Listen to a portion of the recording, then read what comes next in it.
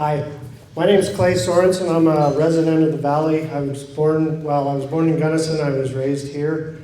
I left for about 20 years. I came back. I've been back about 6 years. This is my son, Kai.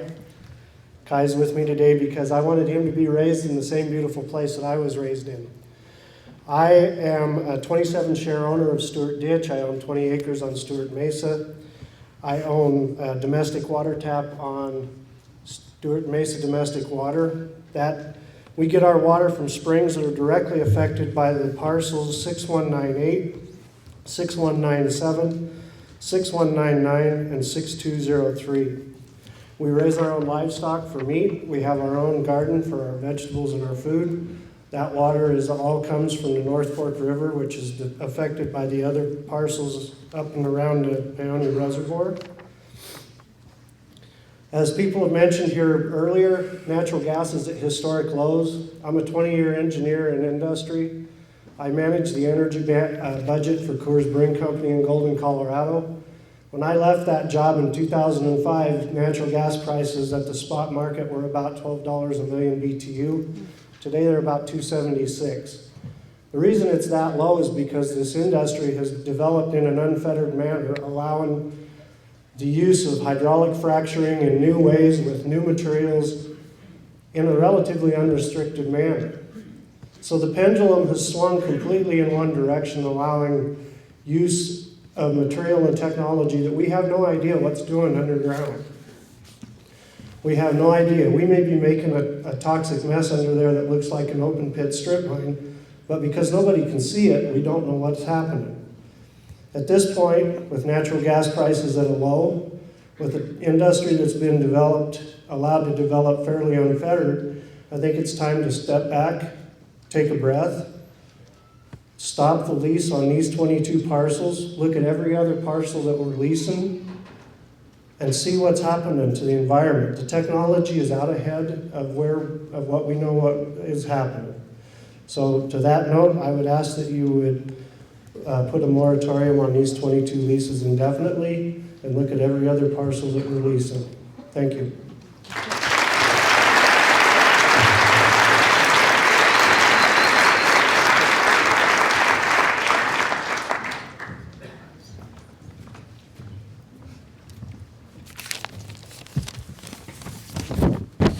Good afternoon, Senator Schwartz, guests. I am Ralph D'Alessandro. I am the Delta Conservation District representative to the Gunnison Basin Selenium Task Force.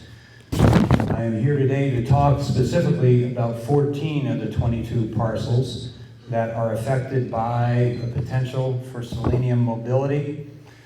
The task force has been formed and as required by the state of Colorado, the EPA, and the U.S. Fish and Wildlife Service pursuant to the Clean Water Act to examine and follow the effects of selenium on endangered fish species in impaired river systems, including the Gunnison and the Colorado River. The selenium in this area is impacted by the Mancos shale soil and geology. The task force, which will send a formal letter to this effect, and which will enumerate the specific parcels, which I'm not going to speak about and which I've already sent to you in my personal letter, is concerned about the cumulative effect of multiple drill sites, roads that will be required to access these drill sites, and fracking, especially fracking. Selenium is solubilized and transported through the soil by water. Fracking uses extreme quantities, vast quantities of water. A single stage frac will use up to 500,000 gallons, and every well uses multiple fracking stages, up to 12 or 18, and normally in excess of 1 million gallons of water will be used. Non-irrigated soils, on the average, you use 34 times the amount of soluble selenium in movement. None of these parcels are previously irrigated. Injection of water deep into Mancos shale will mobilize new sources of selenium not previously available. Additionally, studies have shown in selenium study areas that selenium in road dust will surface and pass into the watershed. Additionally, stormwater runoff from these roads will pass into the watershed. Lastly, the unknown consequences of chemicals, agents used in selenium, and the effect on selenium used in fracking need to be evaluated. The task force is concerned with this entire area being fracked, as well as the unknown impact on selenium. Thank you.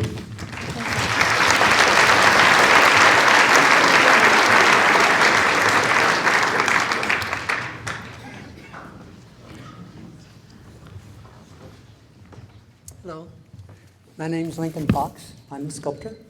My wife and I moved here about 22 years ago because of the beauty of the valley. I'm concerned about several things here. I'm concerned about our organic garden. I'm concerned about the traffic.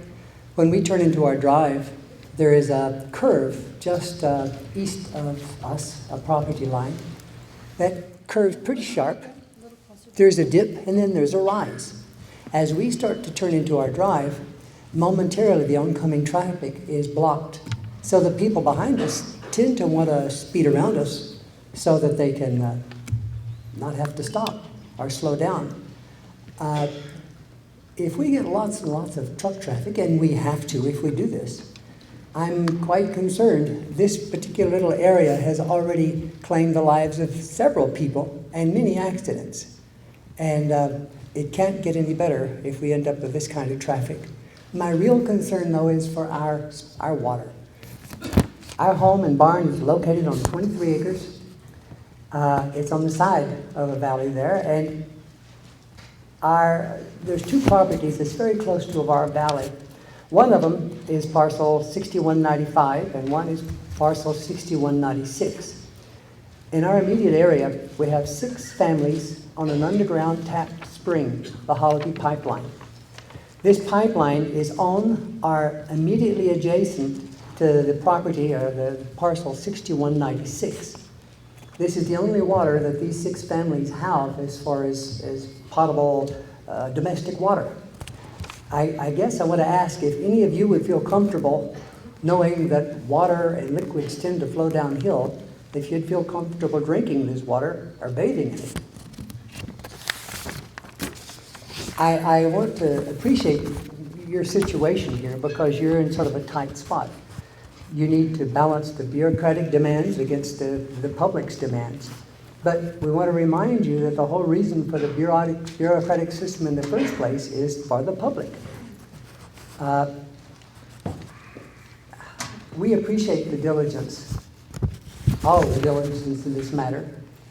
And we want to remind you, though, that I won't, and I'm sure most of the people here won't be adverse at all of taking part in whatever legal action it's necessary to bring, because it's so much easier for us to fight for what we already have than to move and try to find another pristine place.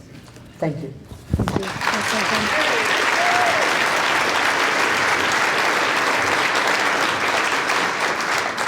So before Sarah begins, we have Bill Bishop, Adam Gall, Boyd Boland, Sarah Bishop, and Matthew Harris. Please join us in the queue. Hello, my name is Sarah Sauter, and I'm the director of the Infria Wizard Conservation Center. Conservation Center believes that changes in land use, oil and gas extraction technologies, and our understandings of the impacts to human health and environment from gas exploration means that decisions of this magnitude should be deferred until all the facts are in and the new resource management plan has delivered. The stakes are too high to make decisions based on a 23-year-old plan that may not reflect our current land use. Conservation Center will be submitting detailed comments to the BLM that echo many of the concerns heard today.